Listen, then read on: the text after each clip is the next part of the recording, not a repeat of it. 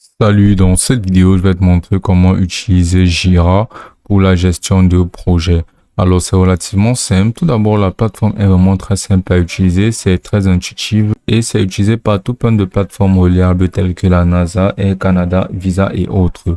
Donc, sans plus tarder, on va se lancer directement sur comment procéder pour effectivement gérer des projets d'une meilleure façon grâce à la plateforme. Donc, basiquement, sur la page d'accueil de Jira, tu vas venir cliquer là-dessus, obtenir Jira gratuitement. Donc là, tu seras redirigé vers cette section-là où tu pourras apercevoir commencer avec Jira. Et là, tu vas entrer tout simplement ton adresse email de travail ou bien ton adresse email professionnelle. Ou là, où tu auras juste à venir cliquer sur entrer sur, ou tu auras juste à cliquer sur s'inscrire après l'avoir fait. Mais sinon, pour t'inscrire encore plus rapidement, tu auras juste à utiliser les moyens de connexion rapide tels que Google, Microsoft, Apple et Mo. Donc, on va venir utiliser Google pour ce coup. Et là, on pourra voir que nos informations sont entrées. Donc, on aura juste à venir cliquer là sur créer votre compte. Et là, tu pourras entrer directement le nom de ton site. Alors, le nom du site est vraiment très important car ça reflètera un peu le type d'activité qu'on souhaiterait avoir sur la plateforme. Donc, que d'insérer un nom personnel tel que votre nom sur le nom de votre site, ce serait mieux d'insérer directement le nom de votre entreprise ou bien un nom similaire qui sera relié directement à ce que vous faites vous souhaiterez faire sur la plateforme. Comme par exemple, là, on prend là comme nom de site Project Geek. Et là, tu verras que tu verras que ce domaine sera disponible. Donc, tu vas bien cliquer là sur continuer. Et là, tu pourras apercevoir là quel genre de travail fais-tu. Donc, tu vas juste à venir sélectionner un type de travail. Bien là, tu vas venir cliquer là sur autre ou personnel si tu ne souhaites pas l'insérer. Là, tu vas venir cliquer sur continuer. Et là, tu vas venir cliquer là sur gestion de projet. Et là, tu vas venir cliquer sur commencer maintenant. Donc là, après un instant, ton Jira sera configuré parfaitement prêt à l'utilisation. Donc là, tu pourras apercevoir le tableau de bord de ta plateforme de Jira. Donc là, sur ce tableau de bord, tu pourras apercevoir quelques petits widgets de raccourcis là, tels que contenant des instructions faciles et rapides, telles que à faire en cours pour les différentes tâches en cours. Et pour te lancer directement, tu auras juste à venir entrer là le nom de ton projet actuel. Donc, comme nom de projet, tu pourras basiquement avoir quelque chose tel que recensement du personnel ou bien tout simplement gestion des ressources humaines. Donc, ensuite, là, tu pourras apercevoir dans quelle mesure connaissez-vous Jira. Tu auras peut-être à ne pas le cocher. Ensuite, à venir cliquer là sur démarrer. Donc, ça te laisserait ouvert à ton tableau de bord. Donc ici tout en haut, tu pourras apercevoir le projet que tu auras eu à créer là tout à l'heure là, qui était gestion des ressources humaines. Et tu verras que tout ce qui sera sur ton tableau de bord ici sera relié directement à ce projet-ci. Donc là maintenant tout en haut, tu pourras apercevoir cet espace de menu où tu pourras apercevoir tout d'abord là tes applications. Donc tu verras toutes les applications qui seront reliées à ton compte Jira. Et là, tu peux aussi apercevoir là votre travail en cliquant là-dessus. Et là, qui me sont assignés récents et tableau.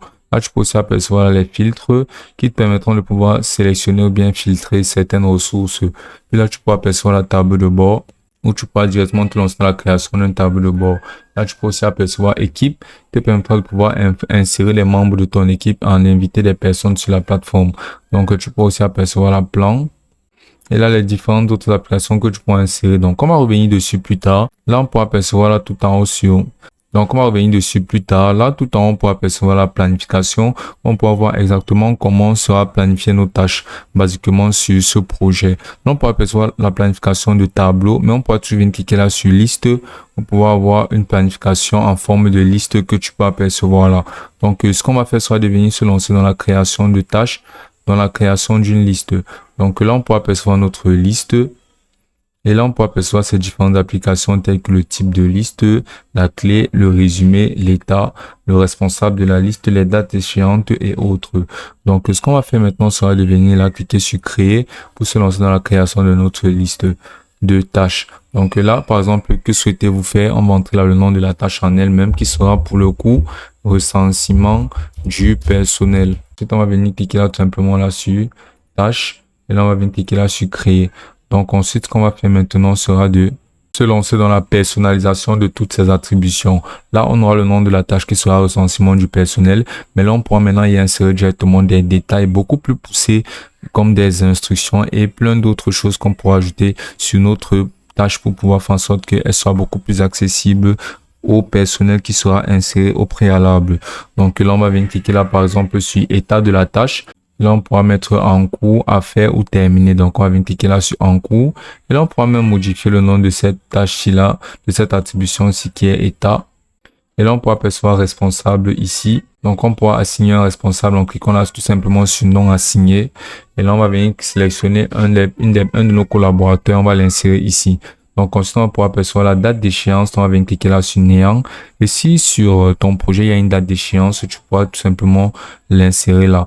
Mais dans le recensement du personnel, c'est basiquement quelque chose qui s'est fait de manière journalière. Donc, on va insérer une date d'échéance, par exemple, à la fin du mois, il y aura le grand récapitulatif du personnel. Donc, on va venir cliquer là, par exemple, le dernier jour du mois. Donc, sinon, si on veut ajouter basiquement n'importe quelle autre attribution ou bien n'importe quelle autre colonne, on aura juste à venir cliquer là sur créer. Donc là, on pourra percevoir tous les divers champs qu'on pourra insérer tels que les commentaires, le début du projet, la fin du projet, l'impact, les commentaires et autres. Donc, on pourra venir cliquer là sur créer un champ. Et là, on va venir cliquer là sur sélectionner le type de champ. Donc là, on pourra percevoir là un texte court. Ce qui nous sera utile, par exemple, on pourra venir cliquer là sur texte court si on souhaiterait insérer, par exemple, des directives. Et là, comme nom, on pourra entrer là, par exemple, directive qui sera le titre de notre attribution. Par exemple, si on doit donner des directives sur comment procéder pour effectivement effectuer la tâche, on aura juste à venir cliquer là sur créer après avoir inséré après avoir inséré là comme attribution directive. Donc, une fois notre champ créé, on pourra maintenant lister toutes les directives en elles-mêmes sur la section de description du champ. Donc, on pourra entrer là, par exemple, appel journalier. Et là, tu vois que, et là, tous les changements seront enregistrés directement. Et là, tu vas juste à venir cliquer là sur fermer. Et là, tu pourras percevoir que cette colonne de directives sera insérée. Et là, par exemple, tu pourras insérer tes directives directement. Ainsi, ensuite, tu pourras toujours venir cliquer là sur le plus pour insérer d'autres champs tels qu'en cliquant là sur créer un champ. Et là, tu vas sélectionner le type de champ. Si par exemple, tu souhaites insérer un budget, par exemple, le budget destiné à mener la tâche en elle-même, tu vas juste à venir cliquer là sur nombre. Et là, tu vas entrer là comme nom du champ, budget. Et là, tu vas venir cliquer sur créer. Et là, tu vas juste entrer là dans la description le budget en lui-même. Et là, tu pourras décrire ce champ en insérant quelque chose comme budget destiné à la réalisation du projet. Donc là, après, tu vas tout simplement cliquer sur cette croix. Et là, au niveau de budget, tu vas tout simplement insérer le montant. Là, comme tu peux voir, ça rentre très bien. Ensuite, tu pourras toujours ajouter d'autres champs en cliquant là sur créer un champ. Là, en sélectionnant toujours le type de champ, tu pourras y insérer par exemple des paragraphes, des labels, ou bien des checkbox, ou bien aussi tout simplement du personnel.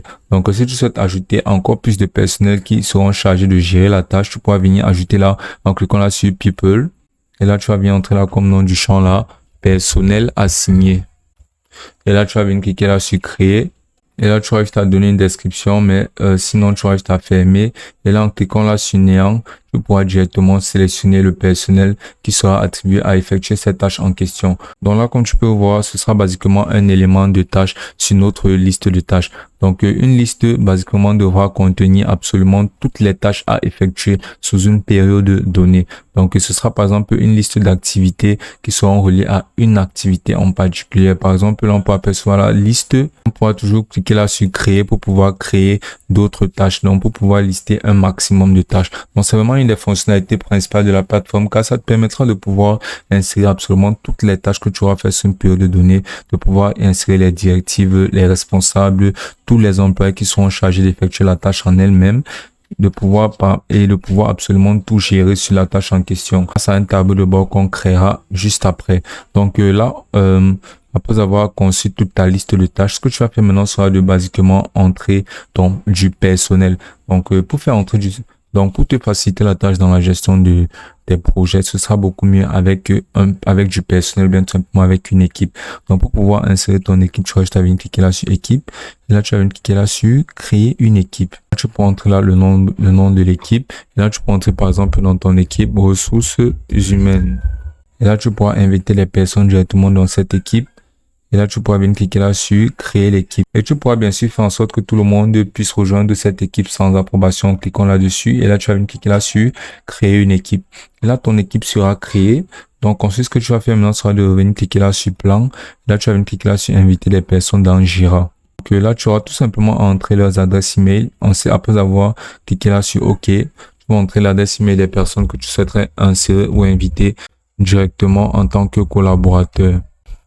Donc, une fois que ce sera fait, tu auras juste à venir cliquer là sur ajouter une personne. Sinon, tu pourras toujours ajouter encore plus d'autres personnes. Et là, comme tu peux voir, l'utilisateur aura été ajouté. Donc, il fera partie de ton équipe lui aussi. Donc, pour pouvoir l'insérer directement à ton équipe que tu as eu à concevoir, tu vas venir tout simplement là sur ton équipe-ci, cliquer là-dessus. Et là, tu vas venir cliquer là sur ajouter des personnes. Et là, tu vas entrer tout simplement le nom de la personne ou bien du collaborateur que tu as eu à ajouter au préalable. Et là, tu vas venir cliquer sur continuer. Et là, comme tu peux voir, ton équipe aura 2 membres, dont ce membre sera ajouté à ton équipe. C'est vraiment très important car toute cette tâche-ci, car tu pourras concevoir une équipe entière. Et là, basiquement, et pour pouvoir leur donner des instructions à tous directement, tu pourras créer un formulaire de tâches en liste comme on a eu à créer au préalable. Ensuite, à directement les envoyer ou bien à leur donner accès à cela. Ainsi, ils sauront exactement quoi faire, à quel moment, quand et comment le faire. Donc, ainsi, tu pourras très bien gérer ton équipe. Puis là, tu pourras venir créer un tableau de bord. Cliquons là sur tableau de bord tout en haut. Et là, tu vas venir cliquer là sur créer un tableau de bord. Donc, à quoi un tableau de bord te servira? Il te servira tout simplement à pouvoir voir comment se présentent les activités comment voir les activités, comment voir comment se présentent les activités que tu mèneras sur la plateforme, principalement dans des listes. Donc là, sur créer de tableau de bord, tu pourras créer un tableau de bord en entrant là le nom du tableau de bord en lui-même, qui pourra être par exemple tableau des RH. Là, tu pourras y insérer une description de ton tableau de bord. Puis là, tu pourras venir et puis là, tu pourras percevoir utilisateur disposant de droits en lecture. Tu vas venir cliquer là-dessus. Et là, tu vas venir cliquer là sur gestion des ressources humaines, qui est le projet que tu as eu à concevoir. Et là, tu pourras voir là tous les rôles. Donc, tu pourras venir cliquer là sur tous les rôles. Et là, tu pourras venir cliquer sur administrateur. Donc là, tu pourras venir toujours cliquer là sur ajouter pour ajouter un autre, pour que ceci soit ajouté. Et là, tu pourras percevoir là éditeur. Et là, tu pourras faire en sorte que toi seul puisses éditer ce tableau de bord. Mais sinon, tu pourras toujours faire en sorte que d'autres personnes puissent y avoir accès. Donc, cliquons là sur projet, ou bien sur groupe, ou bien sur utilisateur. Donc là, ensuite, tu vas venir cliquer là sur ajouter. Et là, tu vas venir cliquer là sur enregistrer. Et là, sur ton tableau de bord, tu pourras ajouter des gadgets qui serviront basiquement à te donner des données ou bien des analyses ou bien qui serviront de tracker sur les activités menées sur ta plateforme. Donc, tu vas venir cliquer là sur ajouter un nouveau gadget. Et là, tu pourras percevoir là, ajouter un gadget sur cette section aussi. Là, tu pourras percevoir tout plein de gadgets tels que des cartes thermiques, des durées de résolution, des durées moyennes dans un état donné, des feuilles de route Jira, des flux d'activité, des gadgets de burn down, bien des gadgets d'intégrité. Donc, tu pourras venir défiler, cliquer par exemple sur durée moyenne à un état donné. Là, en cliquant là sur ajouter, tu pourras voir là que ton gadget sera inséré. Donc là, tu pourras basiquement apercevoir cette option-là de projet ou filtre enregistré. Donc, tu vas rechercher ton projet qui sera gestion des ressources humaines. Et là, tu pourras apercevoir là son état. Donc, tu vas venir sélectionner l'état donné en lui-même, comme par exemple done ou bien en progrès. Donc là, tu vas venir sélectionner une période. Là, tu vas pouvoir voir par jour, toutes les heures, hebdomadaires ou mensuelles. Donc, tu vas venir cliquer là, par exemple, sur par jour. Et là, tu vas entrer là une plage de jour, c'est-à-dire une durée sur laquelle tu souhaites d'avoir des données d'analytique sur ce que tu auras inséré là. Donc, tu vas laisser à 30 jours. Et là, intervalle d'actualisation, tu vas sélectionner par exemple toutes les heures. Et là, tu vas venir cliquer sur enregistrer. Et là, tu vois que ton gadget sera paramétré. Et là, tu pourras percevoir là ces données qui correspondent à l'activité sur la plage de travail que tu auras eu à sélectionner. Donc, ensuite, là, tu pourras venir cliquer toujours sur ajouter un gadget pour ajouter d'autres gadgets. Il y a juste énormément de gadgets que tu pourras utiliser sur ton tableau de bord. Puis là, tu pourras toujours cliquer sur modifier la mise en page pour pouvoir sélectionner une mise en page distincte telle que une colonne, 2 colonnes, 3 colonnes, barre latérale de gauche ou barre latérale de droite. Donc, sinon, tu pourras toujours venir cliquer là sur les 3 points alignés ici pour apercevoir des options telles que renommer ou partager, copier ton tableau de bord, configurer l'actualisation automatique, déplacer dans la corbeille, c'est-à-dire supprimer ou bien créer un autre tableau de bord. Donc, tout cette renommée, tu vas juste à venir cliquer là-dessus. Et là, tu pourras directement renommer ton tableau de bord. Puis là, tu vas juste à cliquer là sur terminer une fois que ton tableau de bord sera terminé. Et là, tu verras comment celui-ci sera présenté. Puis là, tu pourras toujours venir là sur votre travail.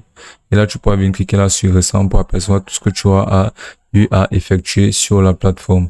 Donc là, tu pourras aussi apercevoir l'option là de applications qui te permettront de pouvoir relier des applications sur la plateforme pour pouvoir avoir droit encore plus de fonctionnalités.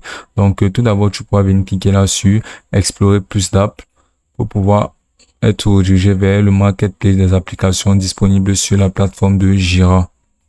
Donc là, tu vois que tu pourras apercevoir cette barre de recherche ici où tu pourras rechercher d'autres applications. Mais sinon, il y a plus de 1000 applications disponibles et intégrables et aussi fonctionnelles qui te donneront droit à beaucoup plus de fonctionnalités telles que la Power BI Connector pour Jira te permettra de pouvoir effectuer des codes. Basiquement, toutes les fonctionnalités que la plateforme n'a pas en elle-même, mais qui sont très utiles dans la gestion de projets, peuvent être disponibles via d'autres applications en troisième plan. Sinon, tu pourras toujours venir cliquer là sur gérer les applications pour pouvoir gérer les applications qui sont embeddées ou bien insérées déjà dans ta plateforme de Jira. Ou ainsi, tu pourras les installer, les désinstaller, les éditer, changer les plans payants sur ces applications aussi ou bien tout simplement les supprimer. Donc, c'est vraiment une très très bonne initiative, surtout ça ouvre des portes à beaucoup plus de variations, ça ouvre des portes à beaucoup plus de choses ou bien de fonctionnalités. Si ça te facilitera encore plus la tâche dans la gestion de projet grâce à la plateforme. Donc là, tu peux aussi apercevoir cette option-là de créer qui te permettra de pouvoir directement te lancer dans la création d'une tâche à travers son état en sélectionnant son projet, en insérant un résumé, en insérant une description. Là, tu peux aussi apercevoir là ces options de personnalisation de données. Tu pourras apercevoir tous ces champs-ci. Donc, basiquement, grâce à cette option de tâche, tu pourras directement créer, concevoir une tâche, sélectionner toutes ces attributions et la concevoir à partir de rien du tout.